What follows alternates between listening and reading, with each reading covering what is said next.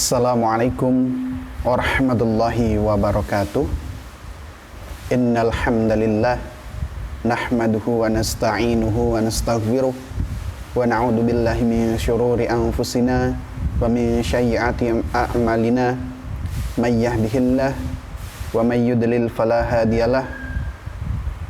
Asyhadu an la ilaha illallah wa asyhadu anna Muhammadan 'abduhu wa rasuluh. Allahumma salli wa sallim ala nabiyyina Muhammad wa ala ali Muhammad. Alhamdulillah, segala puji hanya milik Allah subhanahu wa ta'ala, Tuhan seluruh makhluk, Tuhan yang telah menciptakan kita semuanya,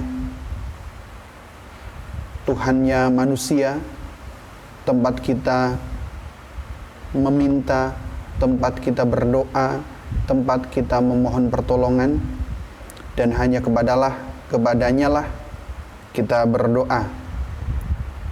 Salawat serta salam kita sampaikan kepada tauladan kita, Nabi besar Muhammad sallallahu alaihi wasallam, Nabi terakhir, manusia paling mulia yang kelak akan kita mintai syafaatnya di yaumul kiamah. Mudah-mudahan kita semuanya termasuk hamba-hamba Allah, termasuk umatnya yang akan mendapat syafaatnya. Amin ya rabbal alamin. Teman-teman yang Ustadz cintai karena Allah, hari ini kita akan kembali melanjutkan pembelajaran kita di tema ruh dengan subtema hati, yaitu membahas Quran surat Al-Mutaffifin ayat 14. Sebelum kita membahasnya, mari kita terlebih dahulu menghafalnya, menghafal ayat dan juga artinya. Quran surat Al-Mutaffifin ayat 14 bunyinya, A'udzu billahi minasyaitonir rajim. Kalla bal rana ala qulubihim ma kanu yaksibun. Ustaz ulangi. Kalla bal rana ala qulubihim ma kanu yaksibun.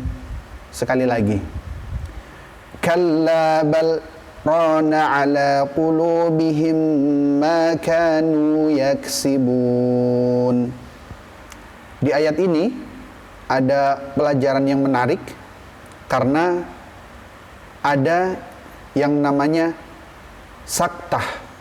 Jadi saktah itu nanti kalau teman-teman akan pelajari ya, insya Allah nanti akan di kesempatan yang lain akan dipelajari tentang saktah, yaitu pada kata kallabal rona. Jadi ada berhenti sejenak, itu namanya saktah. Dan di Al-Quran itu ada hanya empat yang dibaca seperti itu. Jadi berhenti sejenak tanpa memotong nafas. Jadi Ustadz berhenti itu tidak memotong nafas. Contohnya ya, kallabal rona ala, itu tidak memotong nafas. Itu namanya saktah. Itu sebagai tambahan pengetahuan saja. Arti dari ayat ini, sekali-kali tidak, bahkan apa yang mereka kerjakan itu telah menutupi hati mereka.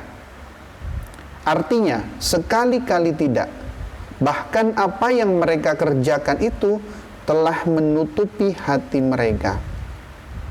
Salah satu keadaan hati yang disebabkan oleh perilaku mereka sendiri, efek dari tumpukan dosa. Ini dijelaskan di ayat sebelumnya ya, di ayat ke-1 sampai 13, perbuatan-perbuatan yang menyebabkan hatinya tertutup. Ini dari An-Nu'man bin Bashir radhiyallahu anhuma, Nabi SAW bersabda, ingatlah bahwa di dalam jasad itu ada segumpal daging.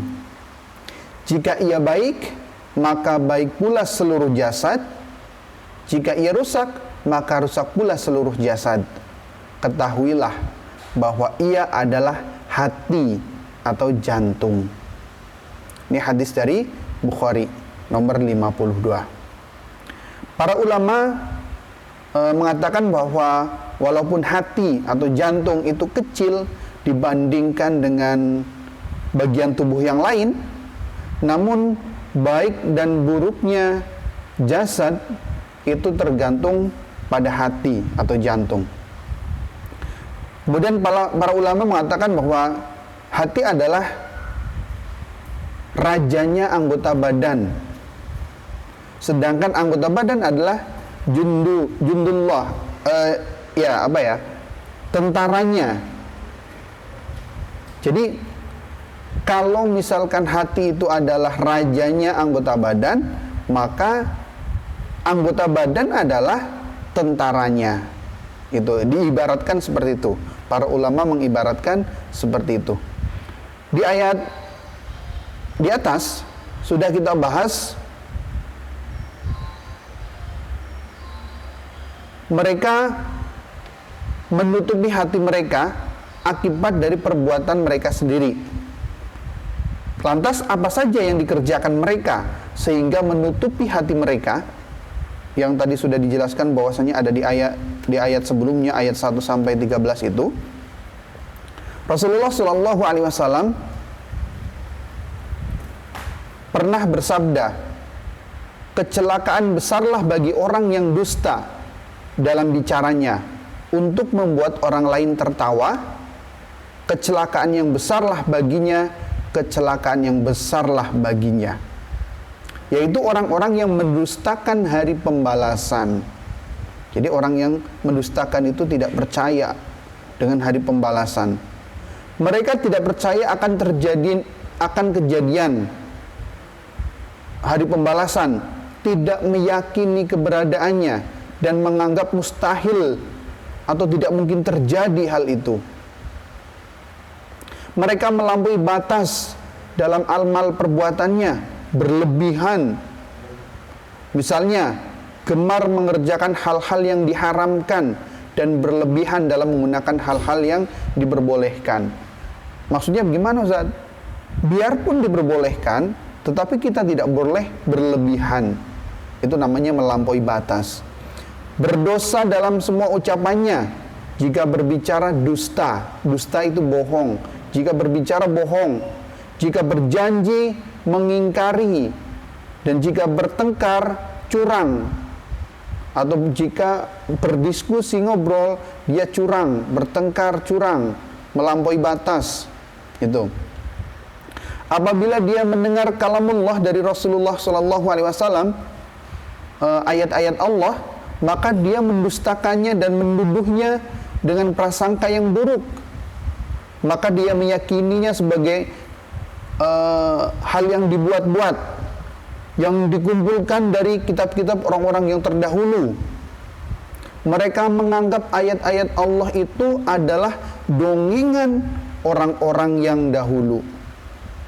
Itulah perbuatan yang menyebabkan hati mereka tertutup. Na'udzubillah min dzalik. Menurut riwayat dari Abi Sa'id radhiyallahu anhu, terdapat 4 macam hati yang disebabkan oleh yang disebutkan oleh Rasulullah Shallallahu alaihi wasallam. Yang pertama yaitu qalbun ajrad atau hati yang murni, yaitu hati laksana lentera yang memancarkan cahaya, dan hati ini membuka pintu-pintunya untuk mendengar dan menerima kebenaran. Yang pertama hati yang murni. Itulah hati orang-orang yang mukmin, orang yang beriman, yang menjalankan ketaatan kepada Allah Subhanahu wa taala dan secara konsisten, secara terus-menerus menjalankan sunnah Rasulullah sallallahu alaihi wasallam. Jadi hati ini disebut juga sebagai qalbun saleh atau hati yang sehat. Yang kedua, qalbun aghlaf atau hati yang keras dan tertutup untuk menerima kebenaran dan petunjuk dari Allah Subhanahu wa taala. Ia disebut sebagai qalbun mayyit atau hati yang mati, karena tidak mengenal dan mengakui Allah sebagai Tuhannya.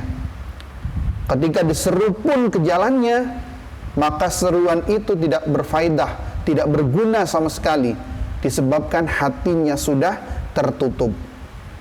Jenis hati ini adalah hatinya orang-orang kafir. Kemudian yang ketiga, qalbun mankus atau hati yang terbalik, yaitu hati orang-orang munafik. Hati ini sebetulnya mengetahui kebenaran Islam, akan tetapi ia berbuat ingkar.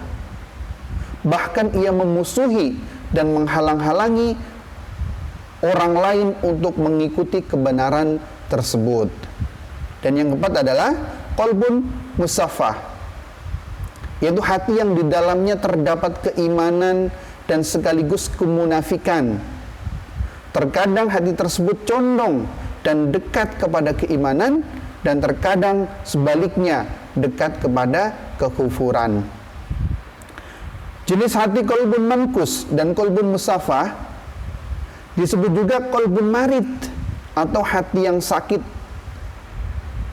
karena terdapat penyakit atau virus yang menyerangnya, yang ada di dalam hatinya, yaitu berupa fitnah syahwat, nafsu, dan juga subhat, keraguan-raguan dari syaitan yang terkutuk.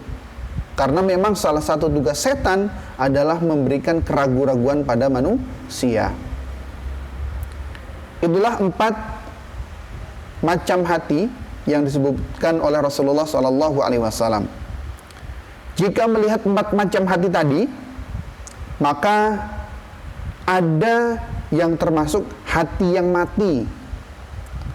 Lantas, mengapa hati dikatakan hati yang mati? Nih, ada beberapa ya.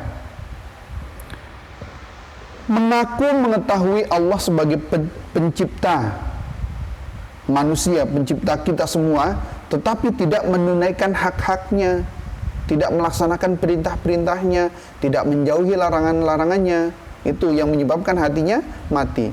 Membaca kitab Allah tetapi tidak mengamalkan isinya, itu yang kedua. Yang ketiga, mengaku memusuhi setan tetapi mengikuti perintah setan sekaligus. Yang keempat, mengakui mencintai Rasulullah SAW tetapi tidak mengamalkan sunnah-sunnahnya. Mengaku mendambakan surga, menginginkan surga, tetapi tidak mengerjakan hal-hal yang akan mengantarkan masuk ke dalam surga. Contohnya mendirikan sholat dengan khusyuk, mengeluarkan zakat, menjaga kemaluan adalah sebagai contoh kecil supaya kita bisa masuk surga. Kemudian yang keenam, mengaku takut neraka tetapi tidak menghindari perbuatan dosa atau maksiat. Misalnya dengan berbuat zolim tetap dilaksanakan, padahal Allah jelas-jelas melarang perbuatan zolim. Kemudian yang ketujuh, mengaku kematian itu pasti datang, meyakini, tetapi tidak bersiap-siap menghadapinya. Maksudnya bersiap-siap, iya, mempersiapkan diri. Ketika datang kematian kita sudah siap gitu, tetapi tidak mempersiapkan diri. Dan Allah menjelaskan di akhirat setiap orang akan dibalas sesuai dengan amalnya masing-masing. Lantas, mengapa masih banyak orang yang bersantai-santai, tidak mempersiapkan diri menghadapi kematiannya?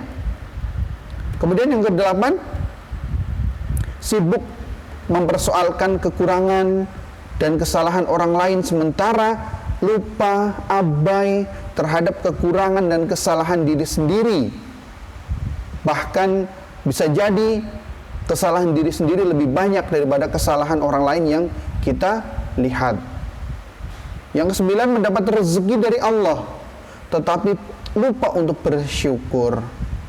Dan begitu banyak rezeki yang Allah berikan, tidak hanya berupa harta, tidak hanya berupa uang, tetapi setiap nikmat yang Allah berikan adalah rizki, termasuk hujan yang turun merupakan rizki dari Allah Subhanahu wa ta'ala. Harus kita syukuri. Dan yang terakhir, membumikan jenazah saudara kalian tetapi kalian tidak pernah mengambil pelajaran darinya. Apa yang bisa diambil pelajaran ketika kita mengantar saudara kita yang dipanggil oleh Allah, yang meninggal kemudian dikuburkan ke dalam tanah yang ukurannya sangat kecil? Kita bisa mengambil pelajaran bahwasanya setiap kita pasti akan seperti itu. Dan seberapa besar kesiapan kita menghadapi kematian. Karena setiap manusia, setiap yang hidup pasti akan mati. Baik, alhamdulillah. Itu adalah pembelajaran kita hari ini tentang hati. Di Al-Quran surat Al-Mutaffifin ayat 14 yang menerangkan bahwasanya mereka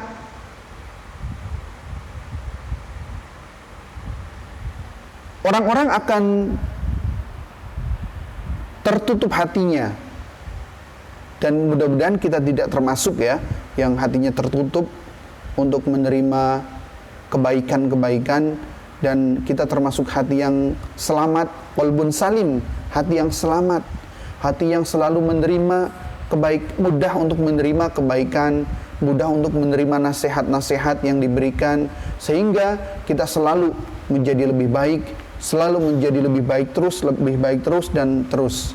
Dan semangat untuk memperbaiki diri, semangat untuk beribadah kepada Allah Subhanahu wa taala, semangat untuk terus belajar, menuntut ilmu, mencari ilmu, karena menuntut ilmu adalah sebuah kewajiban bagi kita seorang muslim. Bahkan batas kita dianggap tidak menuntut ilmu lagi ketika kita sudah mati atau meninggal. Itu sudah tidak menuntut ilmu lagi. Tetapi selama kita masih hidup, maka kita berkewajiban untuk terus menuntut ilmu. Untuk itu teman-teman harus tetap semangat untuk menuntut ilmunya. Dimanapun kita berada, kita bisa belajar dari siapapun, belajar kapanpun, tentu belajar ilmu-ilmu yang bermanfaat, sehingga kita bisa selamat di dunia dan di akhirat. Baik, alhamdulillah, Ustadz kira pembelajaran kita hari ini cukup ya. Kemudian seperti biasa, sebagai akhir pertemuan kita, Ustadz akan memberikan tugas, dan tugas ini sebagai ganti, sebagai bukti kehadiran teman-teman. Jika teman-teman sudah mengumpulkan tugas ini, berarti artinya teman-teman sudah menyimak video dan sudah belajar gitu ya. Dikerjakan, kemudian dikirim tugasnya via WhatsApp, kirim ke Ustadz. Tugasnya adalah tidak banyak-banyak, cukup 4 soal saja seperti biasa ya. Ustadz tuliskan dulu, Ustadz bacakan dulu ya. Siapkan alat tulisnya. Yaitu yang pertama, nomor 1 soalnya. Soalnya yaitu 153 ditambah 78. Ustadz ulangi. 153 ditambah 78. Yang kedua, 34 ditambah 96. Yang kedua, 34 ditambah 96. Yang ketiga, 311 dikurangi 153. Yang ketiga, Ustadz ulangi. 311 dikurangi 153. Dan yang keempat, yang terakhir, 500 dikurangi 236. Ustadz ulangi.